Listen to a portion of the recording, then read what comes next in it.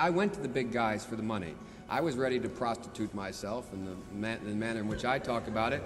But what happened was they said, come back when you're 40, son. Lobbyists aren't bad people. Special interest groups are not bad people. But guess what? They're corrosive. People who accept the money from them aren't bad people. But it's human nature. Lyndon bundled $250,000 for me, all legal. And then you call me after I'm elected and say, Joe, I'd like to come and talk to you about something. You didn't buy me, but it's human nature. You helped me. I'm going to say, sure, Lynn, come on in.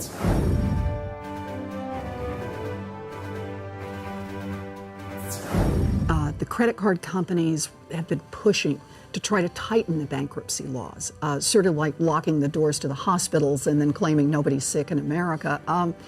So they were trying to get the bankruptcy laws constricted, so that fewer families could get in. Why? Because you can make more money if those families don't go into bankruptcy, if you're a credit lender.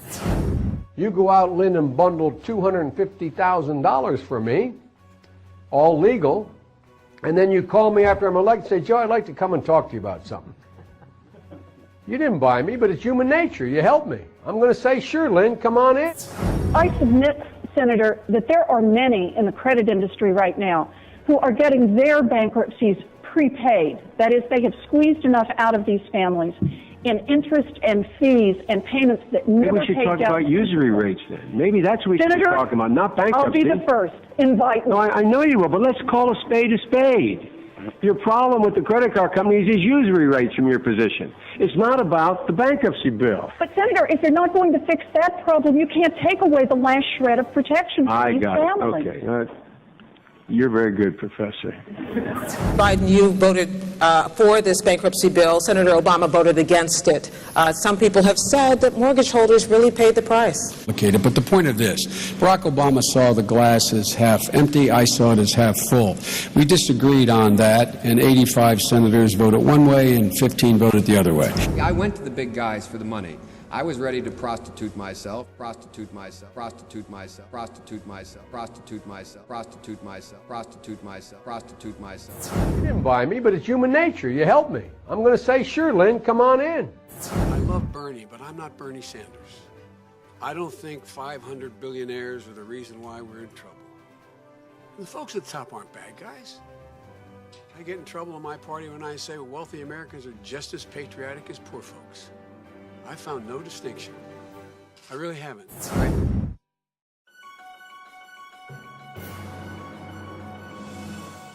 Paul Ryan was correct. When he did the tax code, what's the first thing he decided we had to go after?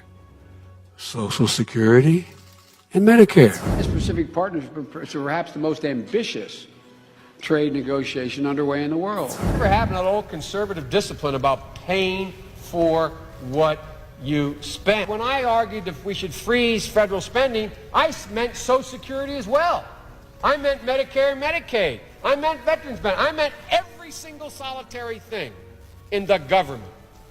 And I not only tried it once, I tried it twice, I tried it a third time, and I tried it a fourth time. I like the idea they keep in jail longer. I'm the guy that wrote the bill requiring federal judges to keep people in jail 100% of the time for which they're sentenced. A cadre of young people born out of wedlock, without parents, without supervision, without any structure, without any conscience developing, because they literally have not been socialized. Madam President, we have predators on our streets. We have no choice but to take them out of society. The younger generation now tells me how tough things are. Give me a break.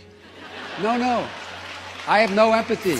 People should know that the reason that the rich get richer, that our jobs are going to Mexico, the corporations are downsizing, is that the major corporations, Walmart among many others, has tremendous sway over the political process. People should be concerned. Is Walmart and every other corporation in the world funding this function? Is it because they like these governors? Is it because they're concerned about the political process? You have to be an idiot to believe that.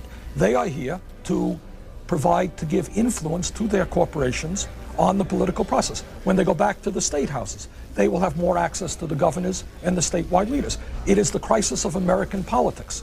The big money interest influence what's going on.